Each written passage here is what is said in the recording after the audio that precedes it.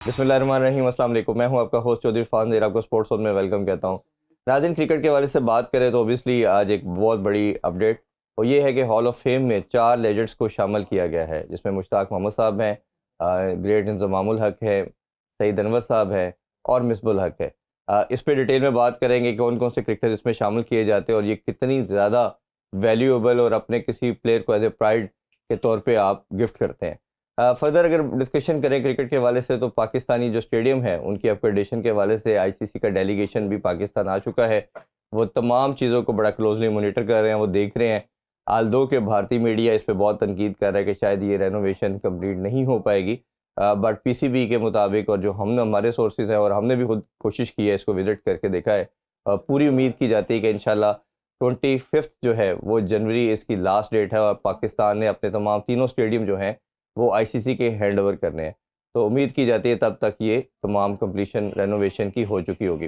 Further अगर देखें तो साइम अयूब के हवाले से अपडेट है जी, दूसरा उनका चेकअप हो चुका है। सोर्सेज के मुताबिक ये है कि काफ़ी इम्प्रूवमेंट आ रही है।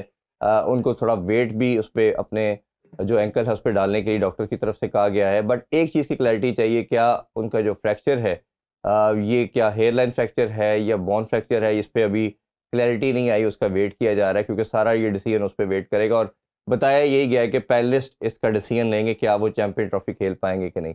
इन तमाम अफेयर पे आज डिटेल में बात करेंगे जो लास्टली ये भी आज डिस्कस करेंगे। पाकिस्तान टीम ट्रैवल करके पाकिस्तान आ चुकी है और उस पर डिस्कशन करेंगे कि क्या चेंजिंग की जा सकती है, क्योंकि ये टेस्ट चैंपियनशिप के लास्ट 2 मैचेस हैं और किन प्लेयर्स को रेस्ट दिया जा सकता है और कौन से प्लेयर इन दोनों मैचेस में वेस्ट इंडीज़ के अगेंस्ट टीम का पार्ट होंगे।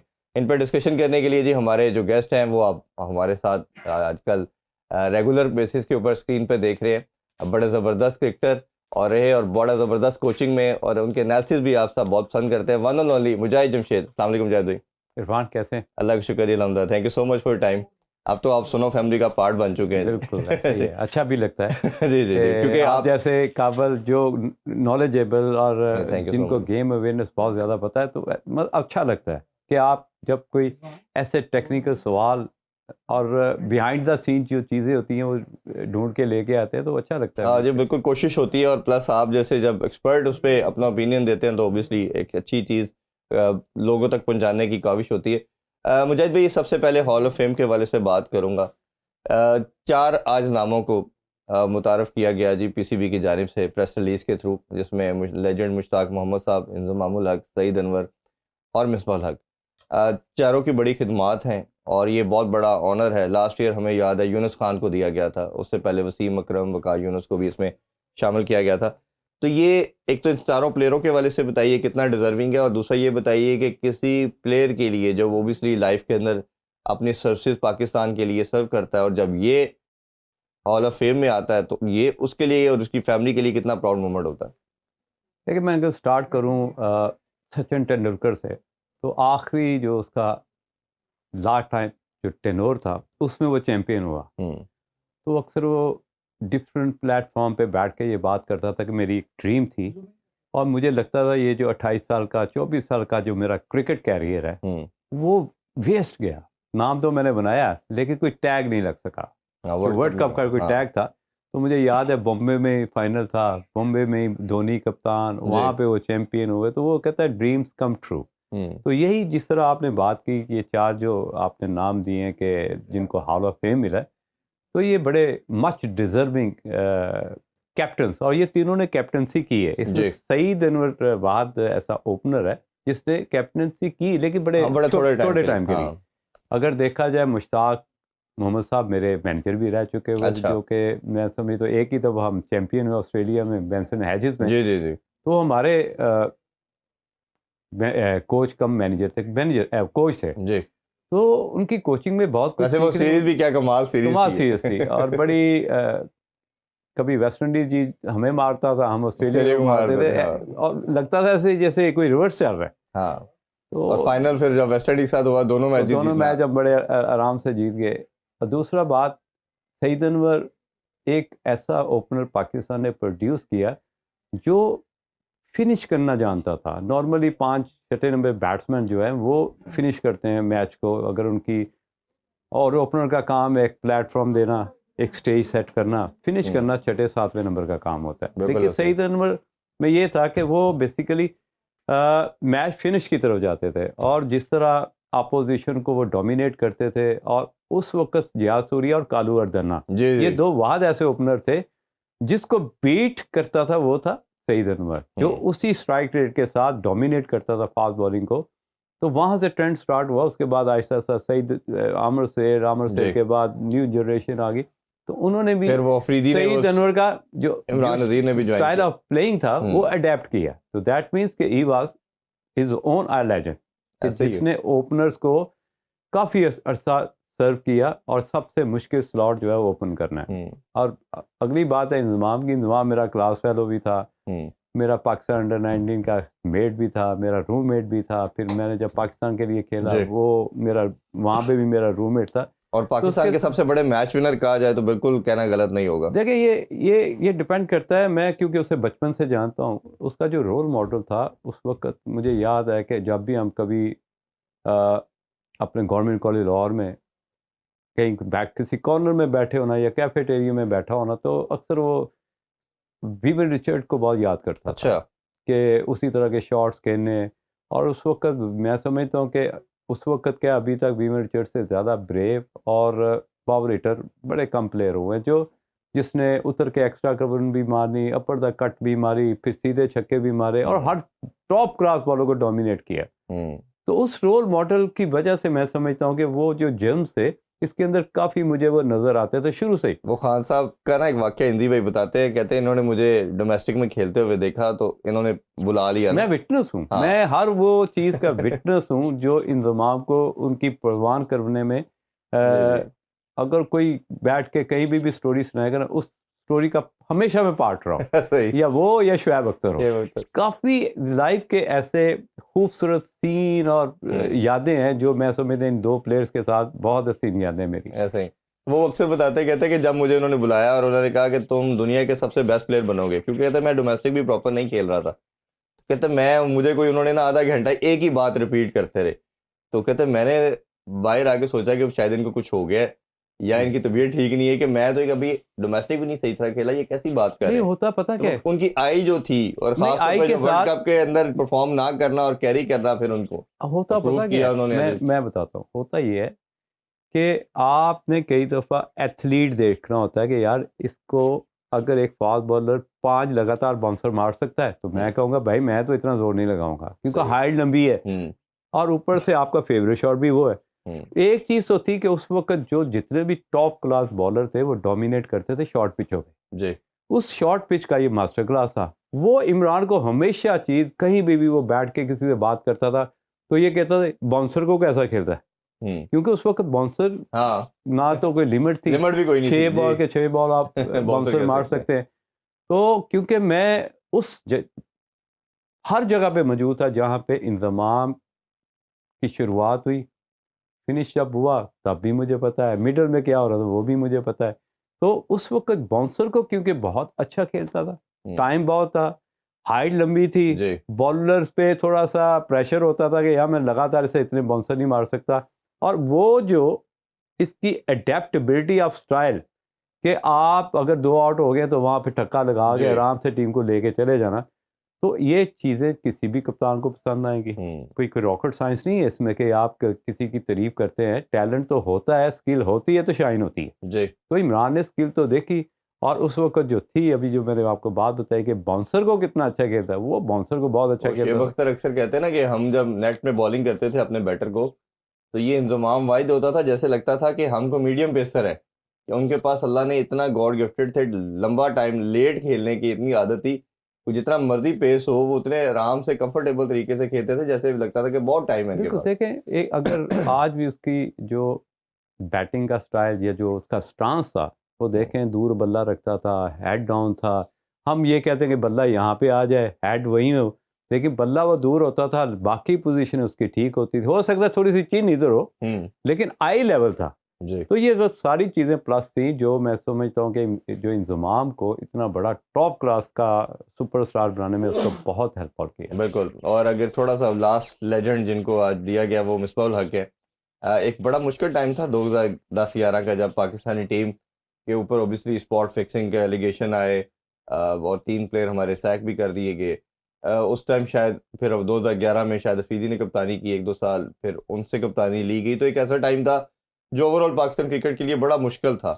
तो मिसबाह हक को क़यादत दी और फिर वो इवेंचुअली जबकि अपनी वो रिटायरमेंट अनाउंस करने के करीब थे, उन्हें लगा मेरा कैरियर ख़त्म हो गया और उस टाइम बुलाया गया और फिर उन्होंने उस एज में सब कुछ करके दिखाया जिसमें नॉर्मली लोग नहीं सोच पाते और फिर पाकिस्तान के सबसे सक्सेसफुल टेस्ट कैप्टन भी वो बन गए। उनके बारे से क्या कुछ कहेंगे? घंटों के लिए मेरा है, हाँ, चंद कुछ घंटों के लिए वर्ल्ड कप 1 डेढ़ नंबर 2 वन दिन के लिए बने, 1-2 हम घंटे के लिए। यार मेरा थोड़ा सा इख्तलाफ है आज आपके ही प्रोग्राम में। इख्तलाफ नंबर 1 कि आप कैप्टन बने, बड़ा मुश्किल टाइम था। 3 प्लेयर आपके जो उस वक्त डोमिनेट कर रहे थे, सलमान बट या जो जी, आसिफ, आमिर, आमिर, हाँ जी। उनके जाने से एक बहुत बड़ा खिलाफ पैदा हुआ। उस सिचुएशन में आपने कैप्टनसी ली, आपने बड़े अच्छे तरीके से टीम को मैनेज किया। वो जो आपने एजुकेशन ली अपनी इंस्टीट्यूट से, उसका सही यूटिलाइज़ किया। बड़े कम प्लेयर्स होते हैं कि अगर आप पढ़े लिखे हैं तो उसका इस्तेमाल करना भी आता हो। जी, तो वहाँ पे इसकी एग्जीक्यूशन बहुत अच्छी थी। जिस तरह उसने अपनी एजुकेशन, मैन मैनेजमेंट, जिस तरह टीम को जेल किया, उसमें तो जहाँ पे भी बैठो उसकी तारीफ़ करो, जितनी भी तारीफ़ करो कम है। हुँ, लेकिन मेरा एतराज़ ये है कि 2 चीज़ें आपको सपोर्ट करती थी आपकी कैप्टनसी को थोड़ा-सा स्ट्रेंथन करने में। नंबर 1, हफ़ीज़ बॉलिंग करता था। सईद अजमल उस वक़्त उस फॉर्म में था कि जी, दुनिया का हर बैट्समैन डरता था। बिल्कुल ऐसे ही, अगर आज भी टी20 का बेस्ट बॉलर और वनडे का बेस्ट बॉलर निकला तो वो उमर गुल था। बिल्कुल ऐसे ही। आपके पास वो स्लॉट थी जो आपको आपके बैटिंग स्टाइल को मैच करती थी कि बिल्कुल ऐसे ही। 240 रन किए, आपके पास वो वेपन था कि डिफेंड कर सकते। हुँ, आप जो स्टैंडर्ड ऑफ क्रिकेट उसको आगे नहीं लेके गए, उसको डेवलप नहीं किया। नंबर 1 एतराज़। एग्रेशन उसमें नहीं आया। एग्रेशन नहीं है, जो कि मैं हमेशा कहता था कि एग्रेशन वाली क्रिकेट खेलो। वही आगे जाके जब सईद अजमल पे बैन हुआ, हफीज़ हफीज़ पे भी पे बैन हुआ। बैन हो गया, आपने कहा गुड बाय क्रिकेट, क्योंकि आप ये आपके पिलर थे और आपने उन पिलरों के साथ साथ दूसरे पिलर खड़े नहीं किए। ये एक मेरा बड़ा सीरियस एतराज़ है। दूसरा, जब आप पाकिस्तान टीम को छोड़ के गए, पीछे बैकअप नहीं था। हुँ, बाकी आपने जो भी किया इस मुल्क के लिए, अपने लिए वंडरफुल जॉब, और आप डिज़र्व करते थे कि आपको हॉल ऑफ फेम मिलता। और जिस तरह आपने अपना प्रोग्राम स्टार्ट किया, जी। तो मैं समझता हूँ कि वेल डिज़र्विंग तो प्लेयर्स आपके हैं। ख़्याल में उस टेन्योर में अगर हम इसको सम अप करें तो आपके ख़्याल में कि शायद सिर्फ़ टेस्ट में अच्छी पाकिस्तान के लिए उनकी खिदमात हैं, ओडीआई टी20 में शायद नहीं है इस तरह? देखें, टेस्ट क्रिकेट आपको सूट करती थी क्योंकि आप और यूनुस खान उस जगह पे आते थे जो एक मैच्योरिटी वाला, अगर ऊपर से 2 हुँ, आउट हो भी जाते थे तो आप संभाल लेते थे। तो ये तो आपकी बैटिंग को सूट करता था। जी, रही बात वनडे क्रिकेट में भी हार जीत होती रही है, हुँ, जीते भी हारे भी, टी20 भी खेले, वर्ल्ड कप भी जीते यूनुस की कप्तानी में। जी, मैं समझता हूँ कि अगर आज के दौर में एनालिसिस किए जाएँ कि फ़ुआद आलम खेल रहा है वर्ल्ड कप जीत के, उसी मैच में सईद अपना यूनुस खान खेल रहा है एज ए कैप्टन, मिसबा खेल रहा है, हाँ, तो आप चैंपियन हो शाहिद गए। अफरीदी, शोएब आजकल तो मलिक। उनकी जगह ही नहीं बनती। हुँ, तो कहने का मकसद ये है कि आपके साथ जो मेरी हमेशा थोड़ा-सा इख्तिलाफ रहा है, वो ये कि आप प्लेयर को develop modern style of cricket यानी कि स्टैंडर्ड बढ़ा नहीं सके थे।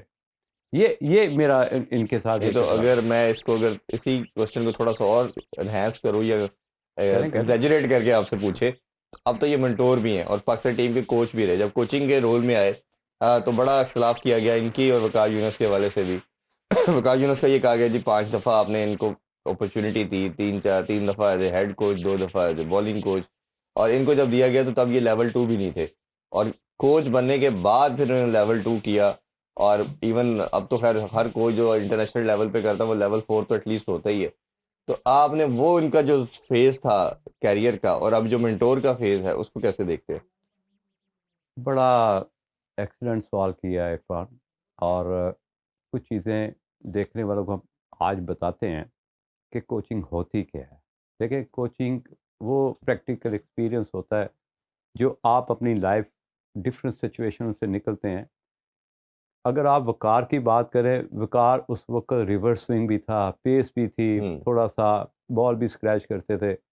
उनको हवाओं का रुख भी पता होता था कि किस तरफ से बॉलिंग करेंगे ज़्यादा फ़ायदा है, और कौन से बैट, जैसे उस दिन साउथ अफ्रीका के 8 आउट हो गए, अगर वकार और यूनुस सिचुएशन में होता तो क्या होना था, 40 रन से मैच जीत जाना था। ऐसे ही इसलिए हम कहता हूँ कि यहाँ पे बैठ के बात करते हैं हम वसीम और वकार की, तो फ़र्क सिर्फ इतना है कि उस सिचुएशन में वो किंग थे, जी। और जिस तरह ये 35-40 रन रिमाडा कर गया है उस टेस्ट मैच में, ये कभी भी ना कर सकता अगर वसीम और वकार होता। और even इसलिए कोई आपको extra space, हाँ। अक्सर हम टीवी प्रोग्राम में बैठ के इन लेजेंड की इसलिए बात करते हैं कि ये इस सिचुएशन के मास्टर क्लास थे, इनको ये सिचुएशन से निबड़ना और संभालना आता था। इवन और शोएब अख्तर भी जब टेल आती थी तो हार्डली 10-15 रन के अंदर आप उसको सम अप करके खत्म कर देते थे।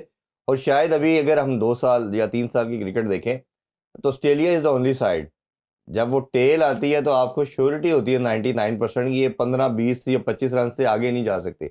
देखें, और हमारे स्टैट सबसे एडवर्स है इसमें कि हम हमेशा टेल से रन करवा रहे हैं। यही तो बेसिकली ये हम इस चीज़ को समझते नहीं हैं। हम अक्सर बड़े नाम के पीछे चले जाते हैं कि यार ये इसका प्रैक्टिकल एक्सपीरियंस बहुत ज़्यादा है। अगर एजुकेशन 20 साल ले लें, लेकिन एक चीज़ मिस हो जाती है, वो है ऑरा। ऑरा अगर आपका स्ट्रॉन्ग और पॉजिटिव नहीं है, और अगर आपने लाइफ में किसी भी सिचुएशन में नेगेटिव रोल प्ले किया हो, तो आप जो मर्ज़ी कर लें, जितने मर्ज़ी कोर्सेज कर लें, आप बड़े कोच नहीं बन सकते। मुझे इस चीज़ पे मैंने पीएचडी की हुई है। मैं इस साइंस को, मेरा ख्याल है कि दुनिया में बड़े कम लोग होंगे जो इस साइंस को तो समझते अभी हैं। आप पीसीबी के साथ कुछ अर्सा पहले लिंकअप भी थे, आप कोचिंग भी कर रहे थे, तो अभी क्या करंट स्टेटस है आपका? यार मैंने 1.5 साल काम किया और काफ़ी पॉजिटिव और बड़े अच्छे रिजल्ट लिए, और बड़े प्लेयर डेवलप करके फर्स्ट क्लास स्ट्रक्चर होती है। लेकिन मेरा ख्याल है कि ये कहीं ना कहीं वीक है यहाँ से, इनको अच्छे कोचेज संभालना नहीं आते। इनकी जो ईगल आई है या नेकेड आई है, वो मैं अब क्या बात करूँ यहाँ पे यार, नॉनसेंस है। और मेरा ख्याल है ये जो हम बात करते हैं कि अपने लोगों को वैल्यू करने की ज़रूरत है, और हम आगे पीछे जब जाते हैं तो जो समहाउ हमें जॉब के अंदर यार जो भी कुर्सी में आता है ना, मीडियोकर लोग पसंद आते हैं। जो शोएब अख्तर भी अक्सर जिक्र करते हैं कि मीडियोक्रिटी हमें ज़्यादा सूट करती है, और हमें लगता है कि जो बंदा गाइड करेगा, चीज़ों को लेके चलेगा, वो हम पे ना कहीं हावी हो जाए। तो शायद ये प्रॉब्लम सिस्टम में आता है। एक ब्रेक छोटा सा लेते हैं मिजाज भाई, ब्रेक से वापस आके इसी डिस्कशन को कंटिन्यू करेंगे, और जो डोमेस्टिक का स्ट्रक्चर अनाउंस किया गया है उस हवाले से भी बात करेंगे। हमारे साथ रहिए। वेलकम बैक इन स्पोर्ट्स, और हम बात कर रहे हैं पाकिस्तान क्रिकेट के हवाले से। जी मुजाहिद भाई, ब्रेक से पहले हम डिस्कशन कर रहे थे, और जो एक माइंडसेट की या उस अप्रोच की, उस हवाले से मजीद कुछ कहना चाह रहे थे आप? बस वही कि देखें, आपने अपने प्लेइंग स्टाइल और स्टैंडर्ड को इन्हेंस करना होता है। देखिए, अगर आप 40 करते हैं तो उसको रैपिडली आपने 70 में कैसे कन्वर्ट करना है, और स्ट्राइक रेट को कैसे बेहतर करना है। स्टैंडर्ड ऑफ क्रिकेट तो इसी तरह आप बढ़ा सकते हैं। तो कोचिंग के कोच किस तरह, जिस तरह हमने बाद में कोचिंग के हवाले से बात कर रहे थे कि जिस तरह आप भी अच्छा, यहाँ पे बेसिकली बिग नेम जो होते हैं, अब देखें ना, कुछ ऐसे कोचेज आए आपके पाकिस्तान क्रिकेट टीम के जो बहुत बड़ी क्रिकेट नहीं खेले थे, लेकिन यकीन करो इरफान, जो साउथ अफ्रीकन कोच था, क्या मिकी आर्थर, उसने एक कल्चर डेवलप किया था, एक एनर्जी नज़र आती थी। जब मैं कई दफ़ा उसके सेशन देखें, प्रैक्टिस सेशन देखे, डॉकआउट का माहौल देखा, ड्रेसिंग रूम का इन्वायरमेंट देखा, तो ऐसे लगता था इसने वो स्टैंडर्ड मेंटेन करना शुरू किया हुआ है जो ऑस्ट्रेलियन प्लेइंग ऑफ स्टाइल है, या इंग्लैंड प्लेइंग स्टाइल, या इंडिया को किसी हद तक कह सकते हैं। हमने तो देखिए, आपके पास जो रोल मॉडल टीम्स हैं यही है ना 3, इनकी प्लेइंग स्टाइल को आपने अडेप्ट करना होता है ना कहीं कि यार इनका स्ट्राइक रेट 140 प्लस है, इनका जो ड्रेसिंग रूम का इन्वायरमेंट है वो बड़ा फ्रेंडली है, बड़ा प्लेयर को इजी रखते हैं, कंफर्टेबल रखते हैं, यही चीज़ें होती हैं। लेकिन हमारे जो प्रॉब्लम है, हमारे जो कोचेज़ हैं वो इस चीज़ से कभी बाहर निकलते ही नहीं है, और अपनी एग्जांपल कि मैं यहाँ पे होता तो मैं 5 आउट कर देता, मैं होता तो यहाँ मैंने 130 कर देता। ये मेरा ख्याल है, मैंने काफ़ी कोचेस से और एक्स क्रिकेटर से बात की, और जो कोच बनते हैं ना खास तौर पे, वो आप उसको मेरा आई एम श्योर सेकंड करेंगे, वो कहते हैं कि तब तक आप अच्छा कोच नहीं बन सकते जब तक आप, जब कोचिंग करने के लिए आए हैं तो अपनी प्लेयर वाली किट उतारेंगे नहीं। हमारे बड़ी अच्छी कोचेस बात का, की। देखें, हाँ, ये बेसिकली जवाब का मतलब इसी से रिलेटेड है कि यार आपने वो किट उतार के बच्चे को अगर आप उसी जोन में ले जाएंगे कि मैं ये था, मैं वो था, भाई अब आप वो नहीं है, आपका टाइम खत्म हो गया, अब आपने इसको बनाना है। यार एक दफ़ा मैं उमर अकमल को पिक करके एक जगह पे उसकी वो प्राइज डिस्ट्रीब्यूशन थी, ये मैं आपके लाइव प्रोग्राम में बता रहा हूँ। तो उन दिनों वो ग्रीन कलर की वो लगाता था, क्रीम भी लगाता था, ग्रीन कलर के जूते पहने होते। तो मुझे रास्ते में कहता जी एक दिन मेरे से थोड़ी सी इतनी अच्छी फील्डिंग नहीं हुई, तो मैं अपने ड्रेसिंग रूम में अपने शूज़ ढूंढ रहा, तो मुझे शूज़ ना मिले, तो किसी ने कहा कि इशारा किया बिन के अंदर है। ओए तो कहता मैंने जब बिन में देखा तो मेरे जूते उधर, ट्रेनर्स उधर पड़े हुए हैं। तो मैंने कहा कि ये किसने रखे हैं? कहता जी कोच साहब ने रखे। ओहो ये क्या गुस्सा इतना कि तू फैशनेबल क्रिकेट खेलने आया या नॉर्मल? भाई आपने परफॉर्मेंस लेनी है। वो 100 भी कर रहा था, जी, साथ 3-4 चौके भी रोकता था और टीम को उठाने सबसे में भी सेफ फील्डर था सबसे अपना। बड़ा सेफ फील्डर था। तो आप अपनी वो उस पोजीशन को वहाँ पे ले आए कि यार you still a big name. नहीं यार, ऐसे नहीं होता। आपको जो रिलेशनशिप डेवलपमेंट है वो प्लेयर्स के साथ बड़ी कूल एंड काम रखनी पड़ती है। हार जीत गेम का हिस्सा होता है, जी। लेकिन प्लेयर सालों में डेवलप होते हैं। उनकी डेवलपमेंट में हर्डल नहीं बनना चाहिए, बल्कि उनको उनको इन्हेंस करना चाहिए और उनको बड़ा। और लेकिन मैं इसमें ना हमारे प्लेयरों पे जैसे उमर इकबाल, अहमद शहजाद, कुछ प्लेयरों पे बात करते हैं मोहम्मद आमिर के हवाले से। अब ये देखिए कि बेन स्टोक का जो करेक्टर था शुरू में वो कितना ऑड था, वो सबसे वेird करेक्टर कहा चले जाता मैं है टीम आपसे का। कहता हूँ, उसको कैसा मैं अब कहता हूँ उन्होंने इरफान, उनके बोर्ड ने उसको टेम किया कि अब वो दुनिया के लिए एक रोल मॉडल बन गया है। उसी बंदे ने अपने कंट्री को 2 वर्ल्ड कप जिता दिए, देखे सिंगल हैंडली जिताए। हम अक्सर सुनते हैं जी मैं गलत बात बर्दाश्त नहीं करता, मैं गलत बात भी बर्दाश्त तो सही तो सारे कह सही लेते तो सारे कर लेते हैं। वो यार गलत बात ही तो बर्दाश्त करनी है, हाँ और उसका हल कैसे निकालना है वो ज़्यादा इंपॉर्टेंट होता है। आप असूलों पे या इस तरह की बातें करके स्किप नहीं कर सकते। आपको डिलीवर करना पड़ता है कि आपसे प्लेयर खुश कितना है, आपके आसपास रहना कितना पसंद करते हैं, आपसे कमरे में आके कितनी दफ़ा अपनी लाइव शेयरिंग करते हैं, जो आपकी पर्सनल बातें वो कितना शेयर करते हैं। जी। अगर ये चीज़ें आपके अंदर नहीं है, you can not be a good coach. और इसी तरह मुझे याद पड़ता है कि जब बॉब वुल्मर कोच बने तो तब कहा जाता था शाहिद अफरीदी, शोएब अख्तर सुपरस्टार थे टीम के, ये इनकी हैंडल नहीं होते। तो आप देखिए कि जो बॉब वुल्मर का टेन्योर था वो सबसे अच्छा इन दोनों प्लेयरों ने अपना परफॉर्म भी यही किया, बात हो रही थी अभी। इनको लेके निकले। तो ये मेरा ख्याल है कि कोचिंग इटसेल्फ है ही इसी चीज़ का नाम, अपनी ज़ात से बाहर आके और उसके लिए फादर फिगर के रोल के लिए लेके आना। और मैं अक्सर समझता हूँ कि जैसे आपका अपना बच्चा गलती करता है और आप उसको बार बार ठीक करते हैं, तो इसी तरह जब कोच है उसने भी तो यही काम करना ना। बड़ी अच्छी बात तो कही ये है। मेरा ख्याल है कहीं ना कहीं हमारे कोचेज इसमें लाइक करते हैं। अच्छा, ये डोमेस्टिक सेक्टर के वाले से कल अनाउंसमेंट की गई है, आपसे ज़रूर जानना चाहेंगे, क्योंकि इसमें मुझे एक चीज़ का इख्तलाफ ये है, अभी मैं आपके सामने पढ़ता भी हूँ और आप उस पे बताइएगा। मैं हमेशा ये कहता हूँ कि डोमेस्टिक स्ट्रक्चर की जो कनेक्शन है वो आपके इंटरनेशनल इवेंट के साथ होना चाहिए। जैसे आपको याद होगा कि जब इंग्लैंड के साथ हम सीरीज खेल रहे थे, बांग्लादेश और इंग्लैंड की सीरीज के दरमियान इन्होंने पाकिस्तान टेस्ट में बुरा कर रहा है, इन्होंने ओडीआई कप का चैंपियन कप रख दिया। तो सारों ने कहा, बात उठाई मीडिया ने, हम लोगों ने, और जो मेंटोर्स थे उन्होंने कहा जी होना तो यही चाहिए था, लेकिन नहीं हुआ, हम आगे देखेंगे। मुझे ये समझ नहीं आती कि एक इदारा क्या है, बंदों से ही इदारा है ना, एक ऑर्गेनाइजेशन बंदों से ही बनती है। बिल्कुल ऐसे। आप लोग ही पॉलिसी मेकर हैं, आप लोगों से एक पॉलिसी नहीं बनती और बाद में कह रहे हैं जी अभी ये हो गया। मैं इस चीज़ को भी मानता हूँ कि आपके ब्रॉडकास्टर का भी प्रेशर होता है, आपके स्पॉन्सर का भी प्रेशर होता है कि आपका कहीं ना कहीं से। कल मेरी एक और शो में डिस्कशन हो रही थी तो उसमें भी यही हम इसी टॉपिक पे बात कर रहे थे कि ठीक है, हैविंग सेड दैट कि ये सारा कुछ जस्टिफाइड है, लेकिन आप नहीं उनको लेके चलना ना। लीडर आप है, अदारा आप चला रहे हैं कि हमारा अब आगे टेस्ट मैचेस होने हैं तो टेस्ट के हम कायदन ट्रॉफी ये रखेंगे। जो अभी आपने बात की है कि लीडर हम हैं, अच्छा मज़े की बात तो इनकी इस हद तक की अप्रोच है, ये पब्लिक प्लेयर्स की मेंटोर अप्रोच, ये चीज़ों को बिल्कुल डिनाई कर देते हैं। ये उस तरफ सोचते ही नहीं है कि प्लेयर की अवेलेबिलिटी किस टाइम पे होनी हाँ चाहिए, कौन सा इवेंट आ रहा है, अकॉर्डिंगली उससे लिंक्ड किस तरह का इवेंट आपने डिज़ाइन करना है ताकि उसके परफॉर्मर एटलीस्ट आपको जी का बैकअप तो तैयार हो सके।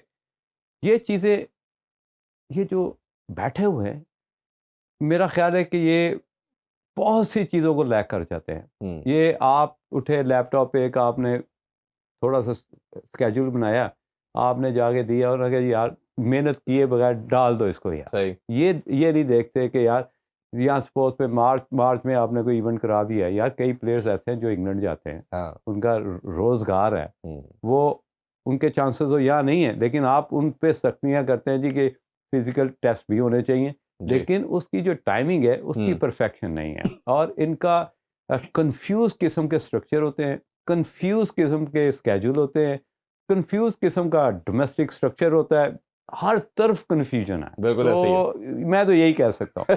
अच्छा मुजाहिद भाई, इन्होंने जो अनाउंस किया जी उसमें प्रेसिडेंट ट्रॉफी है ग्रेड जो है ग्रेड 1 फर्स्ट क्लास, वो जनवरी से फरवरी तक चलेगा। नेशनल T20 कप है वो मार्च में होगा, राइट आफ्टर आप कह लेंगे जैसे चैंपियन ट्रॉफी ख़त्म होगी तो फिर उसको रखा गया है।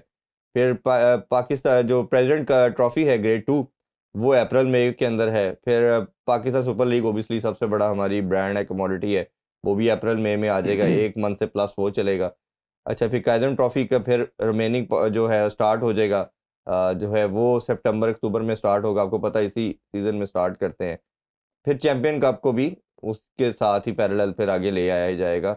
और उसमें जी आपका वो जो है चैंपियन 4 डे कप करवा रहे हैं, ये पैरेलल लेके जा रहे हैं कायजन ट्रॉफी से, ये भी सितंबर अक्टूबर में है। अच्छा फिर प्रेसिडेंट कप ग्रेड 1 जो है वो ओडीआई कप लिस्ट है जिसे कहते हैं, वो नवंबर दिसंबर के अंदर रख दिया गया है। और फिर इसी तरह चैंपियन T20 है जो दिसंबर में है। इसको ओवरऑल अगर मैं सम अप करूँ तो वो ये है कि T20 के साथ 4 डे को भी रखा गया, लेकिन T20 का भी एम्फसाइज ज़्यादा है। ये बताइए, इसको लोगों के लिए आसान कर देते हैं, ऑब्वियसली शायद कुछ देखने वालों को समझ ना आई हो। ब्रेक की तरफ बढ़ेंगे लेकिन क्वेश्चन मैं छोड़ देता हूँ, वापस आके आपसे जवाब लेंगे। एक बच्चे को तैयार होने के लिए क्या टेस्ट डालना चाहिए, ओडीआई के फॉर्मेट से करना चाहिए? क्योंकि जब पीजीएल का कॉन्सेप्ट आया था, रमीज भाई ने जब शुरू किया था, तो उस पे एक्स क्रिकेटर ने बहुत ज़्यादा इस पे बात एतराज़ किया कि बच्चे को कम से कम 20, 21, 22 साल तक सिर्फ ओडीआई खेलना चाहिए या ओडीआई, जब वो रेडी हो जाए, प्रिपेयर हो जाए, तो फिर इस शॉर्टर फॉर्मेट में आएगा।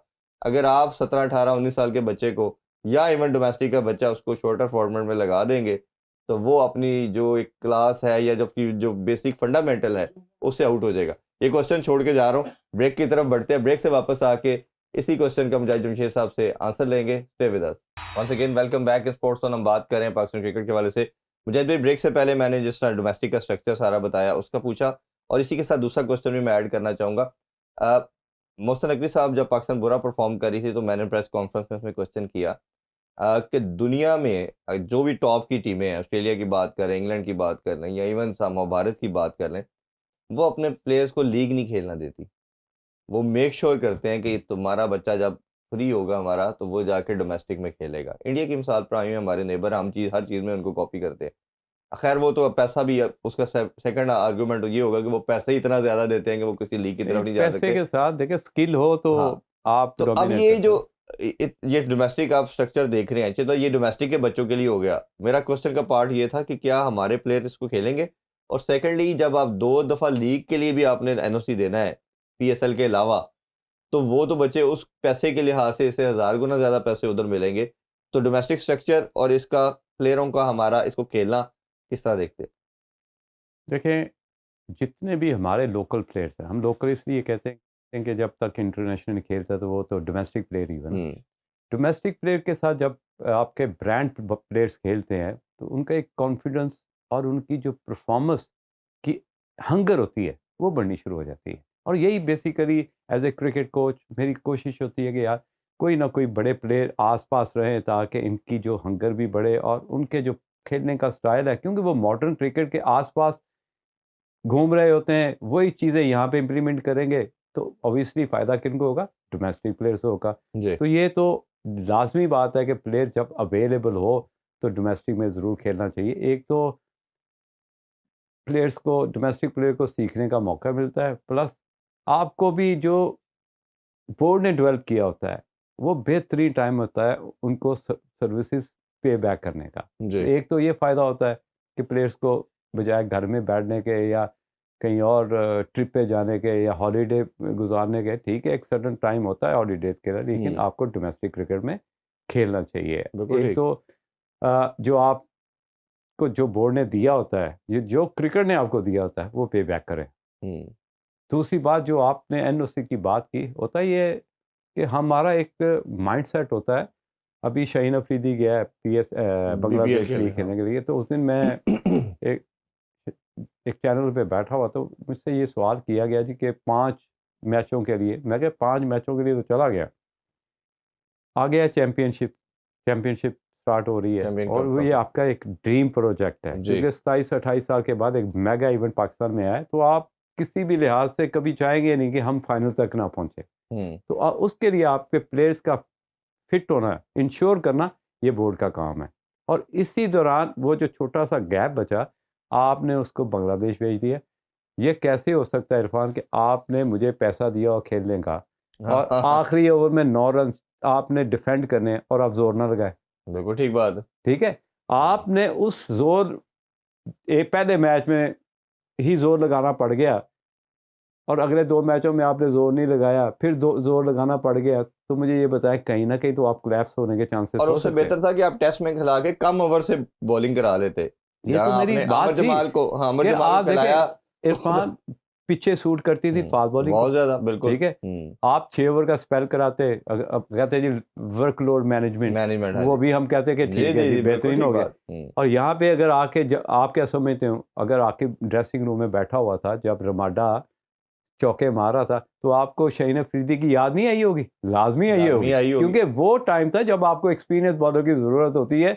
और ऐसा बॉलर शायद जिसका एक ही बॉलर है हमारे पास इस टाइम टीम में कि जिसके पास एक्सप्रेस पेस है और जिसके पास हर तरह की बॉल है, यॉर्कर भी है, वो बाउंसर भी मारता है। देखिए हाइट लंबी है, वो कहीं ना कहीं वो डैमेज कर सकता था साउथ अफ्रीका, और हम वो पहला टेस्ट मैच जीत सकते थे अगर वहाँ पे शाहीन अफरीदी होता। बिल्कुल ठीक बात। जरूरी नहीं है यहाँ पे हम बैठ के ये बात कहें हमने जीत जाना था, श्योर था, लेकिन एटलीस्ट बॉलर बैट्समैन के ऊपर प्रेशर हो, चांसेस ज्यादा होते हैं। तो हमने तो हमेशा चांसेस को देखना होता है कि यार अगर इरफान को खिलाया है तो इसके खेलने से चांसेस कितने बढ़ेंगे। इसी लिहाज से खिलाते हैं ना कि प्लेयर की जो आप कम्बिनेशन बनाते हैं, तो ये चीज़ें तो सामने रख के ही बनाते हैं ना जी। तो मैं समझता हूँ कि यहाँ वहाँ पे ये चीज़ें लैक की गई हैं, और बांग्लादेश के लिए एनओसी मेरा नहीं ख्याल देना चाहिए था, क्योंकि champions trophy round the corner है। तो ये बोर्ड का फैसला है, ये ऑब्वियसली डिज़र्व करते हैं। 5 करोड़ रुपया लिया है उन्होंने, एक इतना बड़ा आर्टिकल आया हुआ था जी 1 ओवर का 4 लाख रुपए चार्ज कर रहे हैं। यार ये क्राइटेरिया तो नहीं होना चाहिए यार, सही है। प्लेयर और अपने प्लेयर को ऐसे सेव करते हैं। ऑस्ट्रेलियन सबसे प्राइम एग्जांपल है। अच्छा, इसमें एक दूसरी तरफ अगर देखा जाए तो जिस तरह मैंने कहा कि आपका कनेक्शन इस तरह का होना चाहिए कि जो आपका इंटरनेशनल इवेंट है उसके साथ आपका डोमेस्टिक उससे पहले चल रहा हो। अगर आपको कोई प्लेयर इंजर्ड हुआ तो आपको पता हो कि हमारे पास बैकअप तैयार है, बैकअप पीछे तैयार है। एक सबसे बड़ी लॉजिक इसकी ये बनती है। और दूसरा, अगर हम ये अगर फर्दर इसको देखें तो आपने अपने प्लेयरों को भी कहीं ना कहीं इंगेज करना होता है सारे मामलात के अंदर। और जो मेरा पहले आपसे क्वेश्चन किया था कि T20 अगर लेट्स सपोज एक बच्चा खेल रहा है और जैसे अभी T20 कप करवाया तो आपको 4-5 प्लेयर तो वैसे ही मिल गए पावर हिटर, जिसमें यासर खान जिसने फाइनल में 100 किया, और इसी तरह हसन नवाज लड़का बहुत खूबसूरत हिटर, फिर इस तरह अब्दुल समद आपने एक पावर हिटर देख लिया, हैदर अली की फॉर्म ये सवाल मैंने मिस कर दिया था, उसका मैं माइंड में था कि यार ये सवाल आपका जो मैं कहीं ना कहीं स्किप कर गया था। होता ये है कि आपका जो खेलने का स्टाइल है, जो थ्रू आप एक सेटअप से लेके चलते हो। पहले तो हमारी जो करंट क्रिकेट चल रही है, जो T20 फॉर्मेट की आपने बात की, हम ज़्यादा डोमिनेट करने की कोशिश करते हैं वन डायमेंशन, कि जोर लगाया मिड विकेट की तरह, जोर लगाया मिड विकेट। एक तो आपकी जो खेलने का उस स्टैंडर्ड के मुताबिक ये आप गलत कर रहे हो कि T20 क्रिकेट में वन डायमेंशन प्लेयर को प्रमोट कर रहे हो और T20 आप इम्पोर्टेंस दे रहे हो। ठीक है, आप वर्टिकल बैट से थ्रू द लाइन पहले खेलना सीखो, उसको एक्सेलरेट कैसे करना है अकॉर्डिंग टू मॉडर्न क्रिकेट, उस पर आप प्रिपरेशन करो, उसकी रेसल करो, और फिर आपको उस तरह के प्लेयर मिलेंगे कि आपको ज़्यादा जोर नहीं लगाना पड़ेगा कि इरफान T20 का प्लेयर है या मुजाहिद ओडीआई का जब बच्चा आपका जो टैलेंट पावर हिटिंग एक स्किल है ऑल टुगेदर, और जिसके पास है वो आपको वैसे ऑब्वियस हो जाती है। सही है, आपके लिए 1 महीना चाहिए, आप पावर हिटिंग सीख जाते हो कि अगर आपके अंदर स्किल है। और हमेशा जो कहा जाता है ना मुजाहिद भाई कि जो टेस्ट मैच का प्लेयर है या ओडीआई का, वो T20 और ओडीआई खेल सकता है, T20 खेल सकता है, बट T20 प्लेयर ओडीआई और टेस्ट नहीं खेल सकता। यहाँ पे एक एग्जांपल है, केस है मेरे पास, कि जब मैं ऑस्ट्रेलिया में था तो पहला मैच जो डेब्यू किया वार्नर ने, David Warner against south Africa, 78 या 80 रन की नहीं खेली, मैं उस स्टेडियम में मौजूद था। तो वो T20 से स्टार्ट हुआ, फिर ओडीआई में है, जैसे हमारा साइन भी देखिए एक्सेप्शंस तो ऑलवेज देयर, वो तो हमेशा बात करते हैं, तो वो एक दो ऐसे हाँ टैलेंट केस आ जाते हैं, केस आ जाते हैं मैं और साइम की ही तरफ आ हाँ। रहा था कि केस आ जाते हैं एक जी, आधा, जी, जी। और 100 में से एक ही होता है, एक ही होता ये है। नहीं होता कि 100 में वो 10 गॉड निकल है। गिफ्टेड ये ऐसा टैलेंट, एक्स्ट्राऑर्डिनरी टैलेंट, ये 100 में से एक होता है, उसको आप एक्सेप्शन तो आपने रखनी है ना, बट बाकी जेनेरिक तौर पे 99% रखना। और मैं लास्ट इसमें एक चीज कहता चलो, आईसीसी का स्केड्यूल हमारा पहले आता है और आपने डोमेस्टिक जैसे स्ट्रक्चर आपने इस अभी कल अनाउंस किया, आपका जो स्ट्रक्चर होना है आपने ये देखना है। जैसे इस साल की बात कर ले, पाकिस्तान ने कोई 29 के करीब T20 खेलने हैं, 25-26 ओडीआई खेलने हैं इस साल के अंदर, पिछले साल तो टोटल हमने 7 खेले हैं, और इसी तरह 4 टेस्ट मैचेस खेलने हैं। तो आपने अपना डोमेस्टिक का स्ट्रक्चर बनाते हुए ये भी देखना है कि आपने इस साल के अंदर कौन सी क्रिकेट ज्यादा खेलनी है। ये ब्लाइंडली स्ट्रक्चर नहीं बनना चाहिए समहाउ। लेकिन आपने कभी और किया कि आपकी T20 और ओडीआई जितने भी टूर्नामेंट्स हुए हैं एक ही ग्राउंड में हुए हैं जी, यार, मुझे 3 मिनट चाहिए कि मुझे पता हो कि इस ग्राउंड के अंदर पिचेस कैसी है, हाँ, मुझे एज ए बॉलर कहाँ पे बॉल करना है, स्पिनर को मैंने कहाँ यूटिलाइज करना है, या ये तो क्रिकेट नहीं ये है। एक पूरा टॉपिक है जिसपे हम कल डिटेल में बात करेंगे कि हमारी क्या हर पिच डिफरेंट तरह की बन नहीं सकती। यार और होम अवे, होम हाँ। अवे देखें जहाँ पे आपने इसमें सॉइल की बात, जैसे रमीज भाई ने सॉइल की बात की थी, ड्रॉप इन पिचेस की बात की थी, उस कॉन्सेप्ट के ऊपर डिटेल में कल हम इंशाल्लाह बात करेंगे। अभी आपसे इजाजत चाहेंगे और अपने फैन से भी इजाजत चाहेंगे। इंशाल्लाह कल आपसे मिलते हैं जी। अपना बहुत ख्याल रखिए। अल्लाह हाफिज। पाकिस्तान जिंदाबाद।